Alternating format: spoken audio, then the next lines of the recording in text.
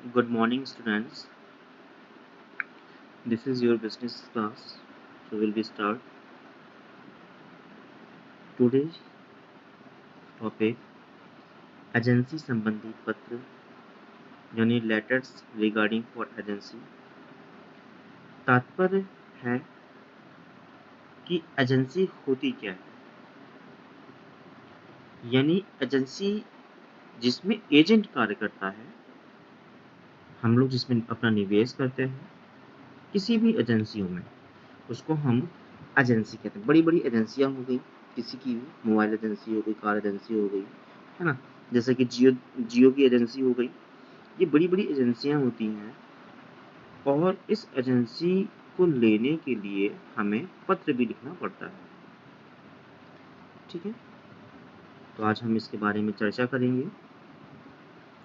यानी कि सभी बड़ी बड़ी संस्थाएं जो बड़ी मात्रा में माल का उत्पादन करती हैं, अपने माल को देश विदेश में बेचने के लिए एजेंसियां नियुक्त करती हैं, है ना।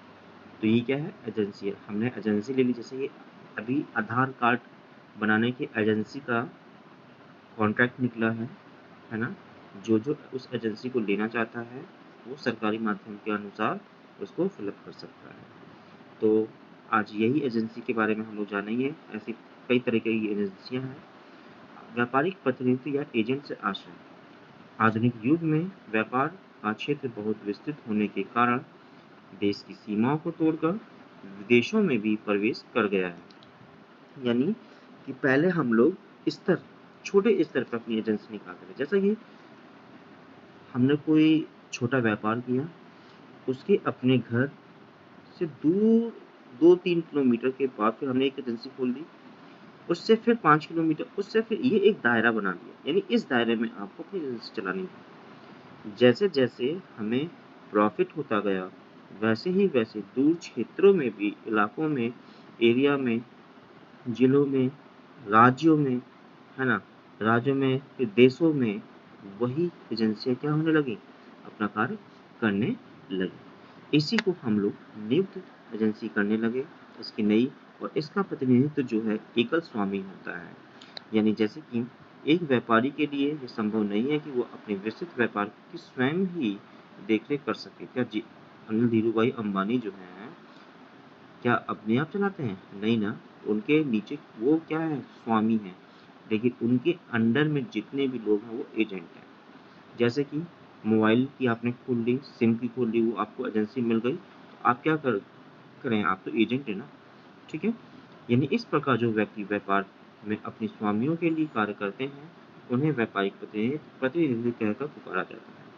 आज का अधिकांश व्यापार प्रतिनिधियों के द्वारा ही किया जाता है। विदेशों में तो एजेंसी प्रणाली बहुत प्रचलित है। वस्तुओं के निर्माता वस्तुओं का निर्माण करके उनके बेचने की व्यवस्था करते हैं।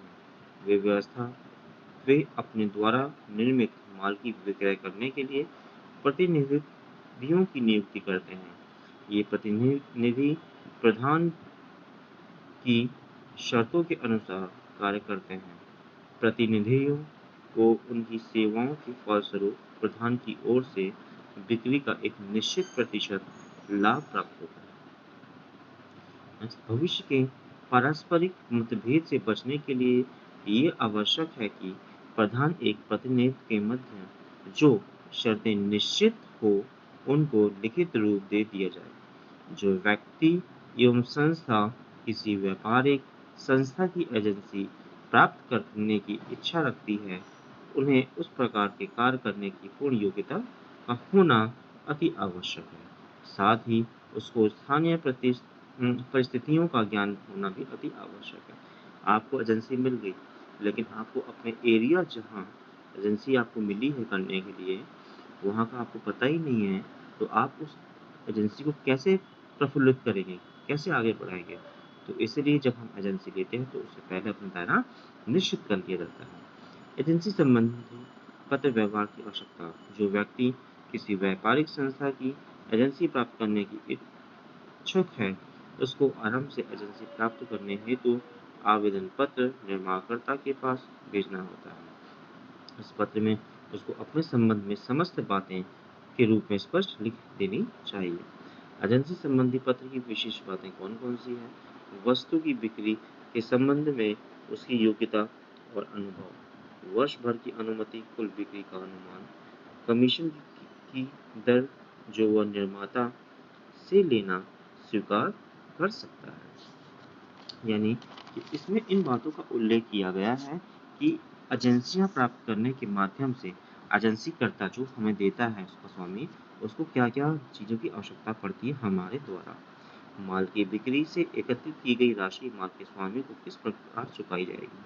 आपको दे दिया सिम, 50 सिम दे दिया और 50 सिम बेचने का एक टारगेट दिया है कि 50 सिम कम से कम 500 रुपये में होगा।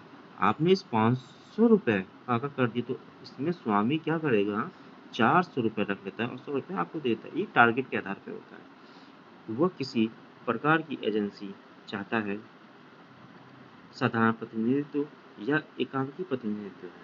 संदर्भ के लिए कुछ प्रमुख व्यापारिक संस्थाओं के नाम भी लिखने चाहिए। एजेंसी देने के पत्र जो व्यापारिक संस्थाएं एवं निर्माता एजेंसी देने के लिए पत्र लिखती हैं, उन्हें भी उन्हें भी उन्हें उन्हें भी चाहिए कि वह पत्र में प्रत्येक बात पूर्ण रूप से स्पष्ट करके लिखें, जिससे भविष्य में किसी प्रकार के मतभेद की संभावना उत्पन्न न हो। उनको अपने पत्रों में निम्नलिखित बातों का उल्लेख विशेष रूप से कर देना चाहिए। वस्तु के गुणों का वर्णन करना चाहिए। उन सुविधाओं का वर्णन कर देना चाहिए जो एजेंट को स्वामियों के द्वारा प्राप्त होगी। माल की बिक्री द्वारा एकत्रित राशि के भुगतान की विधि भी लिख देनी चाहिए। माल की बिक्री लिख देनी चाहिए। एजेंट को प्राप्त होने वाली कमीशन की दर स्पष्ट लिख देनी चाहिए। एजेंसी संबंधी पत्र व्यवहार के नमूने कौन कौन से होते हैं? देखिए, हमने एजेंसी के लिए क्या लिया है? पत्र का नमूना लिया है। फिलहाल बेटा ये क्वेश्चन आते नहीं है, बस अगर बाय द वे आ भी जाता है तो आप एजेंसी प्राप्त करने के लिए प्रार्थना पत्र, बस इसका ये ध्यान रखना है, ये और उत्तर, ये दो आप लिख लीजिए, याद कर लीजिए इसको कैसे समझना है, कैसे लिखना है। सारे पत्रों का नमूना एक ही जैसे होता है, ठीक है। बस क्या है, प्रिय महोदय, हमें विश्वास सूत्र से ज्ञात हुआ है कि आप पश्चिमी उत्तर प्रदेश में अपनी विक्रय वृद्धि हेतु एजेंसी स्थापित करने के इच्छुक हैं। हम आपकी एजेंसी लेने के लिए अपनी सेवाएं सहज आपके समक्ष प्रस्तुत करते हैं। हमारी संस्था गत 30 वर्षों से आगरा में दवाइयों का कार्य कर रही है। हमारे पास कई ख्यातियाँ, यानी ख्याति जानते हो ना, सक्सेस होते हैं, ख्याति प्राप्त दवा कंपनियों की एजेंसी भी है।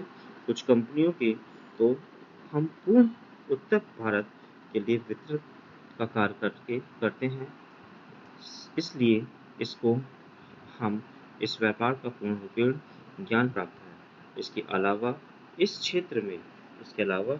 क्षेत्र की समस्त दवा विक्रेता हमें पूर्णतः परिचित हैं। हम आपको विश्वास दिलाते हैं कि प्रति माह हम आपको लगभग 15,000 रुपये की बिक्री दे सकेंगे तथा बिक्री की राशि प्रति 15वें दिन बैंक ड्राफ्ट के द्वारा भेजते रहेंगे। हमारी व्यापारिक ख्याति के संबंध में यदि आप कुछ जानकारी प्राप्त करना चाहते हैं तो निम्न दो संस्थाओं से प्राप्त कर सकते हैं: Messrs Suman medical stores, hospital road, Agra, and the central bank of India, hospital road, branch, Agra. यदि आप हमें अपनी एजेंसी देना चाहें तो कृपया अपनी समस्त शर्तों स्पष्ट रूप से लिखकर हमारे पास भेज दीजिए, परंतु दें अंततः में हम पुनः आपकी विश्वास दिलाते हैं कि यदि आपने अपनी एजेंसी हमारी संस्था को सौंपी तो इस क्षेत्र में आपके माल की बिक्री को बहुत प्रोत्साहन मिलेगा। यानी भगवदीय ओंकार लाल कृष्ण कुमार राजेंद्र प्रसाद स्वामी हैं। ये एजेंसी के लिए, एजेंसी प्राप्त करने के लिए हमने प्रार्थना पत्र लिखा किसी कंपनी को, दवा कंपनी है। ऐसे ही आप किसी भी कंपनी को आप पत्र लिख सकते हैं, जैसे कि जियो की है। अब 5G आ रहा है तो 5G की आप एजेंसी ले लीजिए और उस एजेंसी को उनसे कहिए, प्रार्थना पत्र लिखिए कि मेरे क्षेत्र में 5G को लेकर बहुत ही एक आकर्षक केंद्र बना हुआ है, जिसके माध्यम से मैं ये सुनिश्चित कर सकता हूँ कि यहाँ पर प्रति ग्राहक से मैं 500 रुपीज़ ले सकता हूँ, या ऑप्शन भी है, या हर ग्राहक 5G का इच्छुक है जिसकी प्रतिदिन बिक्री 100 से ज़्यादा हो सकती है। अतः महोदय, मैं आपसे सहनिवेदन करता हूँ कि आप मुझे 5G जियो 5G की एजेंसी देने के लिए स्वीकृत करें। धन्यवाद। बस हो गया। यानी आपको कोई किसी भी एजेंसी लेनी है, बस आप उसका एक नाम डाल दीजिए। दो जगह से मैंने लिया, एयरटेल का लिया, वोडाफोन का लिया, ठीक है। अगर आपको भी डालना है तो डाल दीजिए। Okay, any problem? नो, नहीं होनी चाहिए। ये बस यही एक पत्र आता है कि बेटा आपको एजेंसी प्रारंभ करने के लिए एक प्रार्थना पत्र लिखिए। अगर उसका उत्तर देना है तो जाहिर सी बात है कि उसको उत्तर भी देना आवश्यक होता है। इसीलिए इस पत्र के नमूने को दिमाग में बैठा लीजिएगा। हो सकता है इसके आधार पर कोई और भी प्रश्न आ जाए। ठीक है, आगे उपयुक्त का उत्तर। अब वही उत्तर मिलेगा। उत्तर मैं दे रहा हूँ, मैं आपको समझना है, पढ़ना है। ठीक है, कोई दिक्कत हो तो मुझे फिर कॉल कर सकते हैं। ध्यान रखना, असेट्स जानते हो ना, असेट संपत्ति होती है जो ख्याति होती है। ठीक है, गुड असेट, बिल है, ये सब चीज़ें क्या है, आपका पता चलता है कि हमारे साथ किस किस से संबंध स्पष्ट हुए हैं, व्यापारिक संबंध स्पष्ट हुए हैं। ठीक, और उससे हमने कितने कमीशन प्राप्त हुआ है।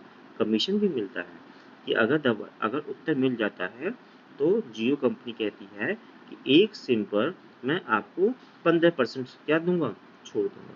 तो आपने अगर 500 रुपये का एक सिम बेचा है तो जाहिर सी बात है, मैंने क्या कहा था, 75 रुपये, 100 रुपये ना, तो यहाँ पे इसने क्या कर दिया, 75 रुपये आपको लौटाएगा। नहीं 15, कहीं कहीं 20 होता है, वो तो कंपनी दाता के आधार पर, यानी जो स्वामी होता है एजेंसी का, उसके ऊपर निर्भर करता है कि वो आपको कितने प्रतिशत की छूट देगा एक वस्तु पर।